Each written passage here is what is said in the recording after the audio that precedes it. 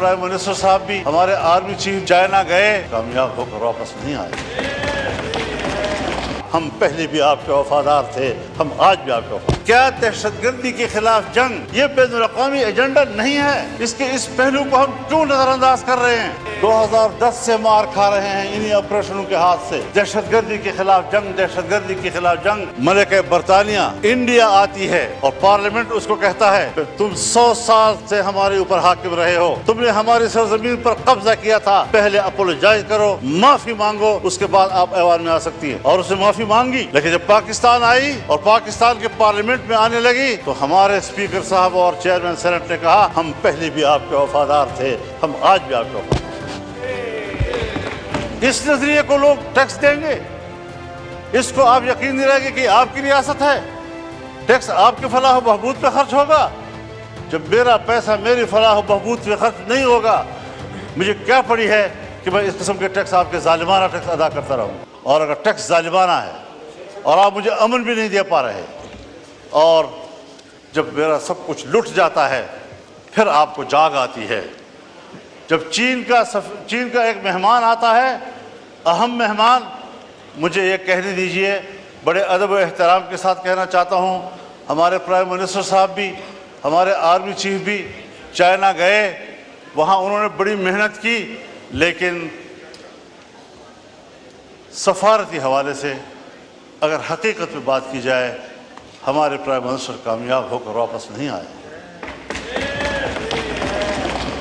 مولانا صاحب کائنڈلی اور ساتھ ساتھ مختصر کر دیجئے، آج بہت لمبا دن ہے۔ ان کا مہمان یہاں آیا، جی ہاں، ہم سب لوگوں کی خدمت میں حاضر ہوئے، مہمانداری کی، اور ہم نے ان کو اپنی بھرپور حمایت، تائید، دوستی سب حوالے دیے، انہوں نے بھی سب وہی حوالے دیے، لیکن ایک جملے میں اس نے ہمیں جواب دے دیا کہ پاکستان میں اب بھی سیاسی استحکام نہیں ہے، پاکستان کی سیکورٹی اب بھی ٹھیک نہیں۔ آپ بتائیں کہ کس بنیاد پر وہ انویسٹمنٹ کریں گے یہاں پاکستان میں؟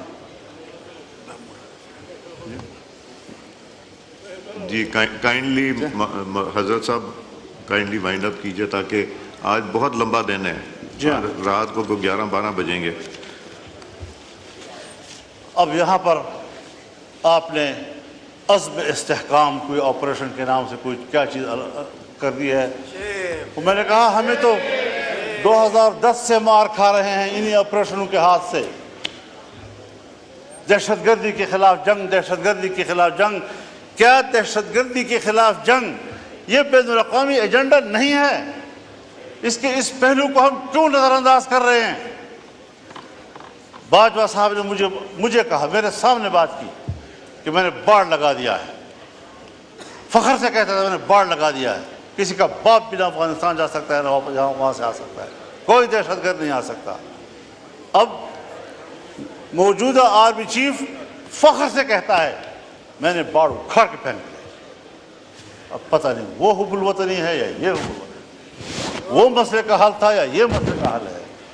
50,000 سے نہیں بلکہ 25-30 ہزار لوگ یہاں سے افغانستان گئے، اور وہاں سے 40-50 ہزار اس وقت آ چکے ہیں، اور ہمارے ہاں، مجھے معاف کیجئے، بہت درد اور دکھ سے کہہ رہا ہوں، ایسا محسوس ہو رہا ہے کہ جیسے اگلے 2-4 مہینوں کے اندر ہمارے ڈیرہ اسماعیل خان، وزیرستان، دوسرا وزیرستان، لکی مروت، کرک، بنو، ان علاقوں میں امارت اسلامیہ قائم ہو جائے، اور پاکستان کی نظر نہیں آ رہی۔ مغرب ہوتی ہی تمام تھانے بند ہو جاتے ہیں، اور ان کو حکم دیا گیا ہے کہ آپ نے گشت میں باہر نہیں جانا۔ یہ ہے آپ کی رٹ۔ جی ٹھیک ہے، کہاں کھڑے ہیں ہم لوگ؟ تو فکر بندی کی بات ہے حضرت۔ جی یہ آپریشن میں نے پہلی بھی عرض کی ہے، آج بھی کہتا ہوں، یہ عزم استحکام نہیں، یہ چین کو جواب دے رہے ہیں کہ جس عزم استحکام کی بات کی تھی آپ نے، اب ہم وہ استحکام لانا چاہتے ہیں، لیکن ہر چند کے ہے نہیں ہے، یہ استحکام عزم نہیں ہے، یہ عزم استحکام کی طرف ہم جا رہے ہیں۔ ہمیں سوچنا پڑے گا۔ میں کم از کم تضادات کا شکار نہیں ہوں، میں فکری یکسوئی کا علمبردار ہو کر آپ کے سامنے بات کر رہا ہوں کہ اس طریقے سے اگر آپ قوم کو ہانکتے رہیں گے، پاک PWD کو آپ ختم کر رہے ہیں، ہزاروں ملازمین کو آپ بے روزگار کر رہے ہیں، اتنا بڑا محکمہ جو پاکستان سے پہلے کا ہے، ان تمام محکموں کی ماں ہے، آپ نے کس سے مشورہ کیا؟ میں تو یہ دعویٰ بھی کرتا ہوں کہ یہ جو عزم استحکام پالیسی آپ نے لا رہے ہیں، اسٹیبلشمنٹ کا بھی آپس میں مشورہ نہیں ہے۔ ان کی بھی کچھ لوگ کچھ کہہ رہے ہیں تو دوسرے لوگ کچھ کہہ رہے ہیں، باہر آپ کچھ بیان دے رہے ہیں، پرائم منسٹر ہاؤس کا بیان کچھ آ رہا ہے اس کے بارے میں۔ یہ چیزیں سیدھی کرنی ہوں گی، اس پر مشاورت کرنی ہوگی، یکسوئی پیدا کرنی ہوگی۔ بہت ہم پٹ چکے ہیں۔ ایک زمانہ تھا میرے گھر کے، میرے گاؤں کے قریب سے بھی یہ نہیں گزرے تھے، آج میرے گلی کی دیوار کے ساتھ گزر رہے ہیں اور وہاں کھڑے ہوتے ہیں۔ ہم کہاں کھڑے ہیں؟ ریاست نے ہمیں کہاں کھڑا کر دیا ہے؟ کیا ہم ایک شہری کی حیثیت سے ریاست پر کوئی حق نہیں رکھتے؟ تو اس ساری صورتحال میں دیکھیں، آپ کی جمہوریت اپنا مقدمہ ہار چکی ہے، پارلیمان اپنا مقدمہ ہار چکے ہیں۔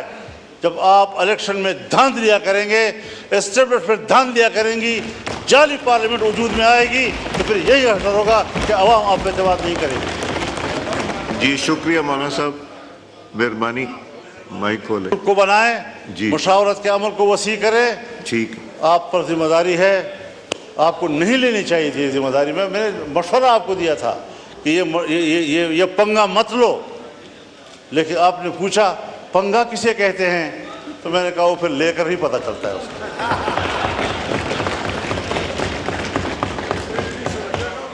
جی جی شکریہ مولانا صاحب۔ وہ کسی نے کہا نا دوسرے حضرت سے صاحب، کہ پنگا کسے کہتے ہیں، انہوں نے کہا لے کر پتہ حضرت چلتا ہے۔ صاحب، جی حضرت تو صاحب میں بہت مہربانی۔ یہ کچھ گزارشات تھی، جی شکریہ۔ کچھ رہ بھی گئی، لیکن یہ ہے کہ ذرا ان لوگوں پر رحم کیجئے۔